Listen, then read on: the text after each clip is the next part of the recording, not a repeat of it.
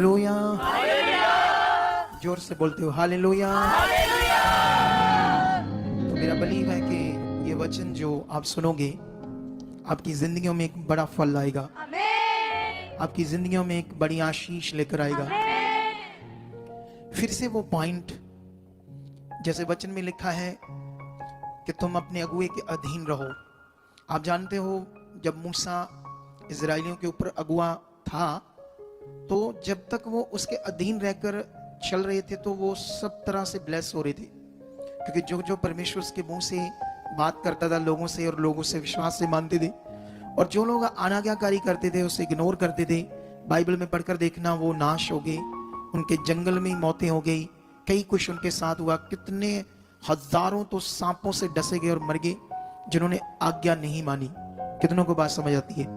तो इसीलिए खुदा ने जब हमारे ऊपर अगुआ ठहराया है तो याद रखना वो दिन कभी नहीं भूलना जब आपकी शुरुआत हुई तब आपको कुछ नहीं आता था, विश्वास करना नहीं आता था, कुछ समझ नहीं थी संसार क्या है, दुनिया क्या है। आप दुनिया में फंसे हुए थे, संसार में फंसे हुए थे, हालातों में फंसे हुए थे। तो जब अगुए के द्वारा परमेश्वर ने तुम्हें निकाला तो तुम्हें कभी भी, बाइबल में लिखा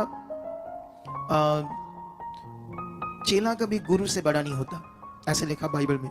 कितनों को बात समझ आती है? पढ़ा ना ये वचन यीशु मसीह ने इसका, उसने कहा चेला कभी गुरु से बड़ा नहीं होता है। और जो अपने आप को बड़ा करना शुरू करता है वो फंस जाता है दुष्ट की युक्ति में। तो इसीलिए जिससे सीखा है, जैसे बाइबल कहता है, परमेश्वर का पवित्र वचन कहता है, उसकी वचन की अधीनताई में आप बने रहोगे तो कभी आप फंसोगे नहीं। अंधकार में, दुष्ट की युक्तियों में आप बढ़ते जाओगे, क्योंकि आपको तो बढ़ना है ना। कभी कभी क्या करता है ना शैतान, बहुत खराब चीज है दुष्ट, वो जानता है मैंने परमेश्वर के किंगडम में कैसे प्रॉब्लम क्रिएट करनी है। ये जो मिनिस्ट्री है, ये खुदा की मिनिस्ट्री, कैसे इसमें मैंने गड़बड़ करनी है, कैसे इसमें जो लोग चुने जा रहे हैं और परमेश्वर ने ब्लेस कर रहा है, कैसे वो लोग जो एवेंजलिज्म करते हैं मैं उनकी जिंदगी में कैसे लालच लेकर आना है, पैसों का, चीजों का। कितनों को बात समझ आती है? देखो, समय पर परमेश्वर ने आपके लिए सबसे उत्तम करना है। खास करके ये उनके लिए बात है जो एवेंजलिज्म करते हैं, जो सुसमाचार देते हैं। जब वो सुसमाचार देते हैं तो कई सारे लोग उनके द्वारा प्रभु में जुड़ते हैं, तो शैतान उस समय उसके दिमाग में डालता है रॉन्ग बातें कि तुमको इनसे बड़ा फायदा होगा, इन लोगों से तुम्हारे पास बड़े पैसे आएंगे, ऐसे दिमाग में डालेगा शैतान। लेकिन याद रखना वो जो डालेगा वो इसलिए डालेगा ताकि तुम वचन से बाहर जाओ, ताकि वो तुम्हारी जिंदगी में काम करे। फिर कुछ भी नहीं होना है, ना तो लोग बढ़ने हैं, ये तब तक बढ़ने हैं जब तक तुम एक ग्रेस के नीचे हो।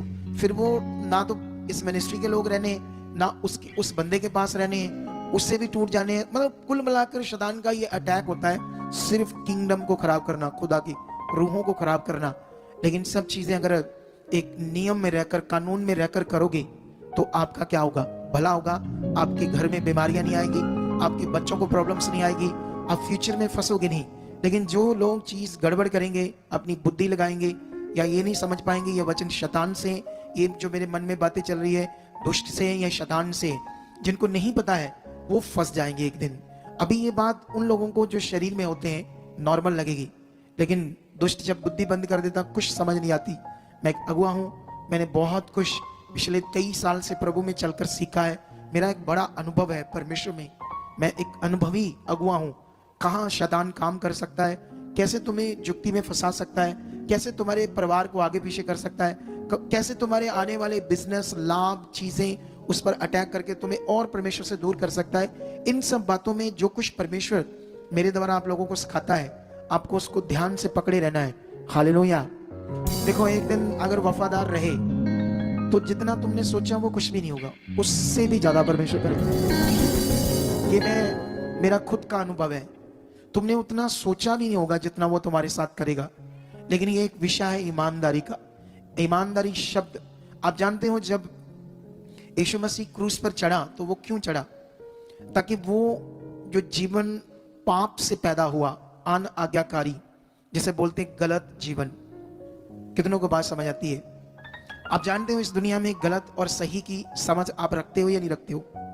जब आप खाना बनाते हो, आप कोई सब्जी बनाते हो, तो अगर सब्जी गोभी है या कोई और है, बैंगन है, उसमें कीड़ा है, तो ऐसे बना लेते हो या उसे फेंक देते हो? उसको फेंक देते हो, क्योंकि वो आपके लिए नुकसानदेह चीज है, आपके लिए वो अच्छी चीज नहीं जिसमें कीड़ा है। समझ आया कि नहीं समझ आया? तो यहां से हमें समझ आता है गलत क्या है और सही क्या है। समझ आया नहीं समझ आया? जैसे मान लो आप पैसों का लेन देन करते हो, तो फटे हुए नोट लेते हो? फटे पुराने नोट नहीं लेते ना, क्योंकि वो आपके काम की चीज नहीं है। इस दुनिया में आप गलत और सही को समझना है। कितनों को बात समझ आती? ऐसे ही हमारा विश्वास भी है, गलत और सही। ऐसे हमारा जीवन भी है, सही और गलत। ऐसे ही जब पाप से मनुष्य जन्मा, तो उसका जन्म जो था वो करप्ट हुआ, गलत हुआ, बहुत गंदा इस दुनिया में जो जन्म हुआ है। क्योंकि वो जन्म कभी भी परमेश्वर की इच्छा पूरी नहीं कर सकता। कितनों को बात समझ आती है? इस दुनिया में अभी दुनिया को समझ नहीं आ रहा परमेश्वर कौन है, सच्चाई क्या है, पाप क्या है। दुनिया के पास कोई भी पाप का ज्ञान नहीं है। छोटा मोटा ज्ञान है पाप का, छोटा मोटा, वो भी परमेश्वर के किंगडम से उनके पास ज्ञान, लेकिन उनके पास पाप की कोई नॉलेज नहीं है, पाप क्या होता है। लेकिन पूरी पूरी नॉलेज परमेश्वर ने अपने पवित्र शास्त्र बाइबल के द्वारा दुनिया को दी है। तो उसको हम समझ रहे हैं। जितना तुम समझोगे पाप के बारे में, गलत जीवन के बारे में, उतनी ज्यादा तुम्हें बरकत आएगी। क्योंकि वो गलत जीवन, पाप का जीवन तुमसे दूर होता जाएगा ना, और तुम सही जीवन को पकड़ते जाओगे। जितना ज्यादा पकड़ोगे, जब तुम सही जीवन को जियोगे, कठिनाई होती है, मुश्किल होती है, इसमें आदतें गलत पड़ी होती है। कितनों को बात समझ आती? जैसे मान लो एक बच्चे अपने माता पिता के आज्ञाकारी हैं। देखना, जो बच्चे माता पिता के आज्ञाकारी होते ना, वो हमेशा जिंदगी में सफल बनते हैं, सफल।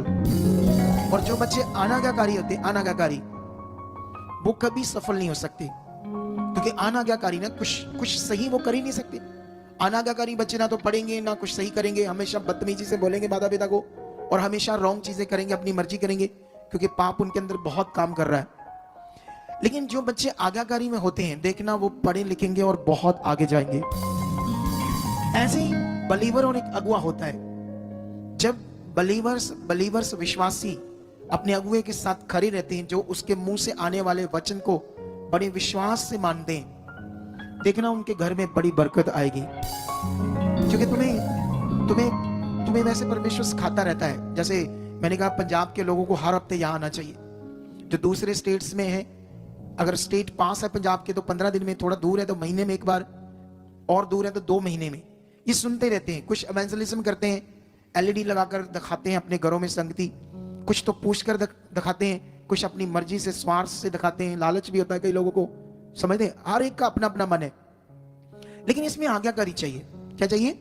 एक आज्ञाकारी, पूछ कर करना, मैं ऐसा कर रहा हूं, मैं ऐसे चल रहा हूं। और फिर उसको खुद भी संगति में आना चाहिए थर्सडे।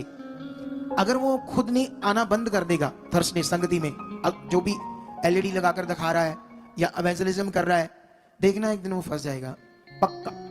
ये मैं तुम्हें जुक्तियां बता रहा हूं शैतान की। अगर वो खुद वफादारी से नहीं आएगा, खुद अच्छे से परमेश्वर के साथ नहीं चलेगा, तो दुष्ट उसे फंसा लेगा।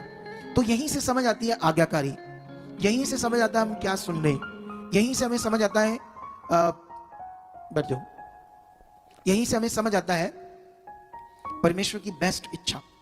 हालेलुया। कितनों को बात समझ आती है? देखो, हम सबकी जो दौड़ है वो जीवन के लिए, हम सब, आप और मैं, अगर मैं भी ये सेवा कर रहा हूं, तो मेरी भी एक दौड़ है कि मैं उस मुक्त को पाऊं जो जीवन का मुक्त है।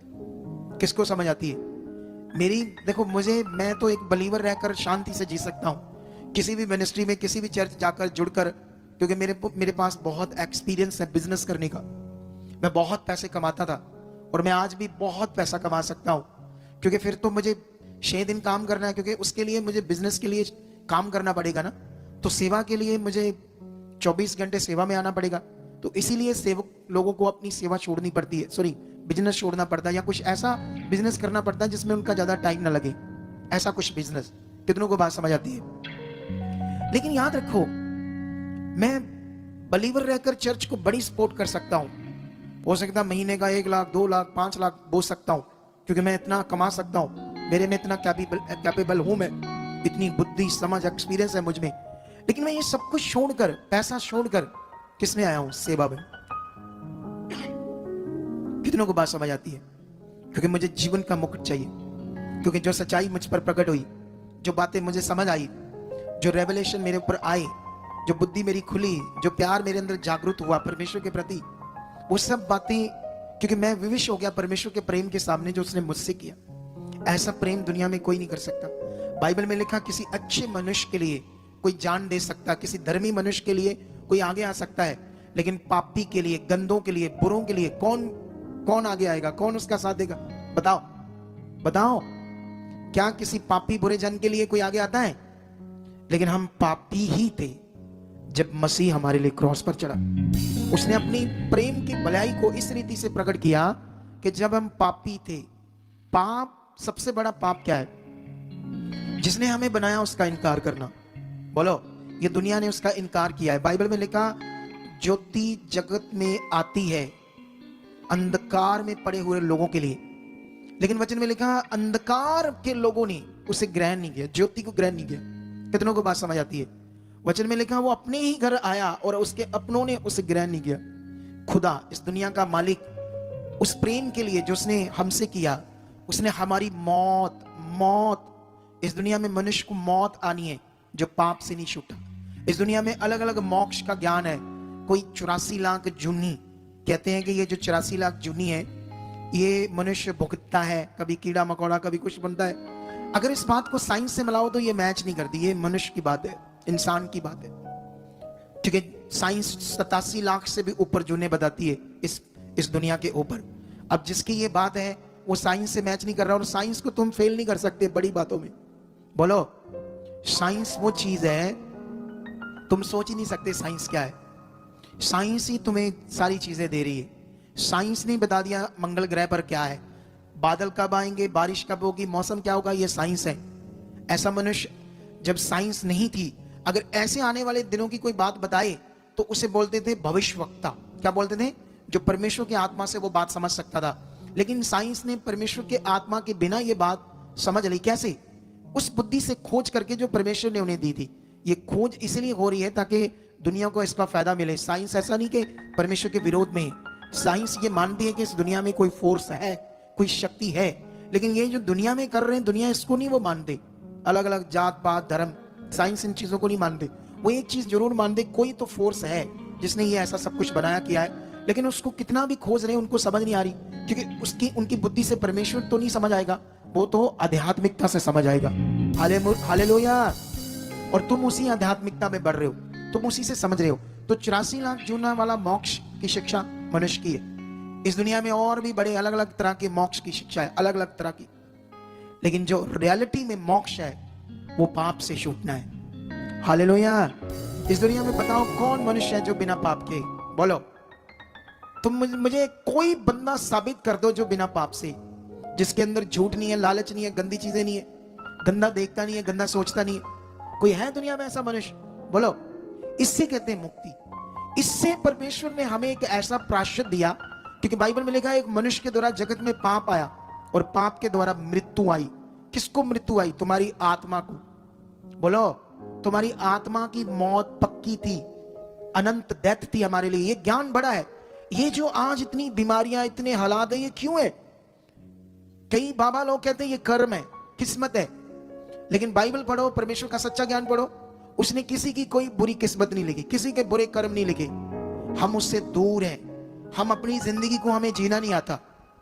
अगर यहां पर इतने लोग गरीब आते थे, हालातों में आते थे, अजीब जिंदगी थी उनकी, तो अगर उनके कर्म लिखे थे तो जिंदगी भर वो नष्ट हो जाते उसी जिंदगी में। लेकिन यहां क्यों आके वो बदल गए? अगर परमेश्वर ने उनका लिखा हुआ ऐसा था, उनकी जिंदगी गरीबी लिखी थी, हमेशा उन्होंने गरीब रहना था, परेशान रहना था, तो फिर एकदम से प्रभु के घर में आकर अमीर कैसे हुए, अच्छे बिजनेस कैसे आए, कैसे उनकी जिंदगी अच्छी होगी? क्योंकि वो बातें मनुष्यों की है। तुम खुदा का कलाम सुन रहे हो, जीवित परमेश्वर का कलाम सुन रहे हो, तुम्हें इसमें बढ़ना होगा, तुम्हें इन बातों को और समझना होगा।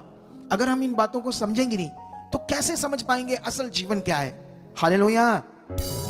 देखो, मनुष्य पापी है, पाप के कारण ये सारी पृथ्वी पर प्रॉब्लम है। तुम्हें इतिहास पढ़ो, दुनिया बाइबल में भी पढ़ो, तुम्हें राजाओं को लड़ते हुए देखोगे।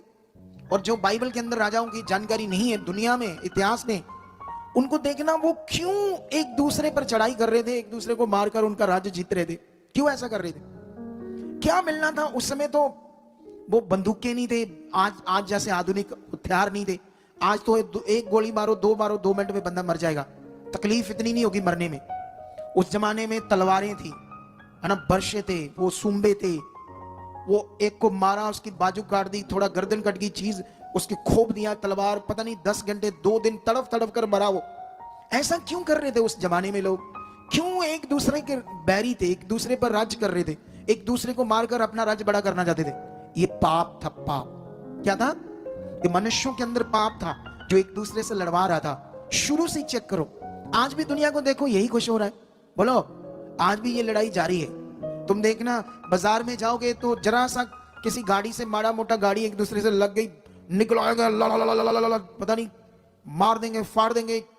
ऐसी चीजें हो रही कि नहीं हो रही? बोलो, ये पाप है, ये पाप का जीवन है। एक दूसरे को मारना, एक दूसरे से नफरत करनी, ये सब गंदा जीवन है, पाप का जीवन। इसी को खत्म करने के लिए यीशु आया। कितनों को बात समझ आती है? इसीलिए जो क्रिश्चियंस लोग हैं, क्यों इतना टारगेट लोग करते हैं? क्योंकि उनको ना ये समझ आ गई कि ये लोग शांत है, ये आगे से एक्शन नहीं लेते उतना बड़ा। अभी तुम देखना, यीशु के बारे में कितनी गंदी बातें लोग करते हैं। किसी धर्म के बारे करके देखो, बोलो, देखना कैसे तलवारें लेकर, बंदूकें लेकर, हथियार, डंडे, लाठी लेकर आ जाएंगे, उसका घर तोड़ देंगे, उसको मार मार पीट पीट कर उसका बुरा हाल कर देंगे। क्योंकि हम जानते हैं ऐसे बोलने से वो पापी है, हम उसके लिए प्रार्थना करेंगे उसका जीवन बच जाए। कितनों को बात समझ आती है? इसीलिए इतना बुरा बोलते हैं लोग। देखना कई लोग वो आजकल सोशल मीडिया के ऊपर आजकल प्रार्थना करते हैं, शरारती अनसर जो हम लोग प्रार्थना करते हैं ना, वो प्रार्थना की कई वीडियोस मिलेंगे जिसमें मजाक करते हैं प्रार्थना को। ऐसे किसी चीज पर एक दिन मैं देख रहा था, एक लड़का पता नहीं किस चीज पर प्रार्थना कर रहा था, किसी मटेरियल पर प्रार्थना कर रहा था जो उसने यूज करना था अपने काम में। कहता यीशु राजा, यीशु राजा, इसमें तेरी पावर आ जाए, जब मैं करूं बड़ा अच्छा हो जाए। मतलब उन्होंने देखा कैसे प्रार्थना करते पास्टर, उसको मजाक कर रहा, हंस रहे थे उसके पीछे, और खुद भी वो हंस रहा था। अब समझते नहीं समझते? क्या किसी धर्म के साथ दूसरे से ऐसे कर सकता कोई? देखना क्या होता है, वो पापी हैं बेचारे। अभी एक पास्टर जेल में चला गया। अभी जलंधर में एक सिख बंदे ने बलात्कार करके एक कुड़ी को मार दिया। किसी क्रिश्चियन ने को वीडियो बनाई उस पर, है बनाई, टारगेट किया उनके धर्म को। लेकिन बजिंदर एक पास्टर गया जेल में बलात्कार के केस में। हजारों तुम्हें लोग मिलेंगे फालतू गंदा बोलते, भाई गया उसने किया जो उसका जुर्म था, ठीक है, जेल में गया, और सारी कम्युनिटी को क्यों बोलते हो? सारे लोगों को क्यों बोलते हो आप? हर धर्म में तुम्हें सब कुछ मिलेगा। कितनों को बात समझ आती? क्योंकि जब यीशु मसीह में लोग आते हैं तो यहां भी उसकी पकड़ है कि वो कितना परमेश्वर की इच्छा में चलना जाता है। कितनों को बात समझ? सिखाने में कोई कमी नहीं है, पकड़ने में, सुनने में कमी हो सकती है। अगर तुमने सही से वचन को सीखा, समझा, पकड़ा, तो तुम पवित्रताई में जीवन जियोगे, और जो पवित्रताई का जीवन होगा वही तुम्हें बचाएगा हालातों से। उसी में तुम बढ़ पाओगे, उसी में तुम्हारा भला होगा, उसी में तुम्हारी जिंदगी खास होगी। इसका वो म्यूजिक नहीं लाया जो लगाते हैं हम हमेशा।